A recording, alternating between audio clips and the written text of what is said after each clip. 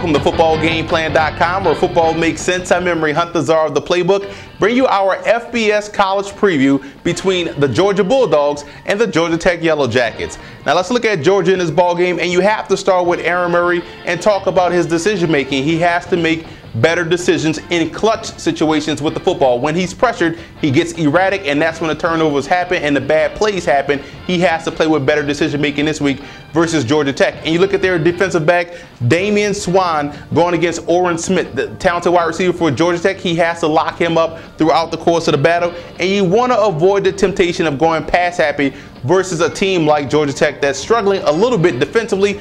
Avoid the temptation, play with balance, lean on that ground game. Now let's move over to the Yellow Jackets in this matchup. And I think the Yellow Jackets can have success if they play explosively. I like what I've seen so far out of Tevin Washington. He can hit big plays in the passing game. I'm pretty sure Georgia will try to get aggressive, and that's when the big plays can occur. And red zone defense is going to be key for the Yellow Jackets. You got to keep these guys out of the end zone if you plan to have some success. And the linebackers in the passing game, the short to intermediate pass coverage will be key for those Georgia Tech linebackers. If they're going to win, they're going to have to come away with some turnovers or some batted passes to get off the field.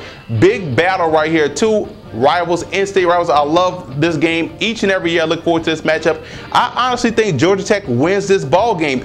Georgia hasn't really been tested defensively, and I think this team is the team to test these guys defensively, and it takes away your discipline. It neutralizes that athleticism that they have on defense, forcing them to play disciplined football. I think that's how Georgia Tech wins, and I will say that Georgia Tech's passing game will be the key catalyst to Yellow Jackets' victory.